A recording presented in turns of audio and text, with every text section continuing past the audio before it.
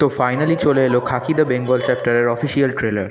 এক কথায় বলতে গেলে এটি বেশ জম্পেশ একটি ট্রেলার। ট্রেলারের প্রথম ভালো দিক হচ্ছে এখানে সিচুয়েশনটাকে বেশ সুন্দরভাবে প্রথম দিকে বিল্ড আপ দেওয়া হয়েছে, এবং এখানে জিদ্দা এবং বুম্বাদা ছাড়াও কিন্তু শাশ্বত চট্টোপাধ্যায়ের ক্যারেক্টারটাকেও যথেষ্ট স্পেস দেওয়া হয়েছে। শাশ্বত চট্টোপাধ্যায়ের পারফরমেন্স কিন্তু শুরুর দিকে অনবদ্য। এরকম মাসি ক্যারেক্টার দিলে তিনি যে কিরকম পারফরমেন্স মেলে ধরতে পারেন তা আমরা প্রলয় এবং আবার প্রলয়তে দেখেছি, এবং এখানে সেটা আরেকবারও দেখতে পেলাম। এরপর ট্রেলারে যখন জিদ্দার এন্ট্রি হচ্ছে, that trailer goes to its pick.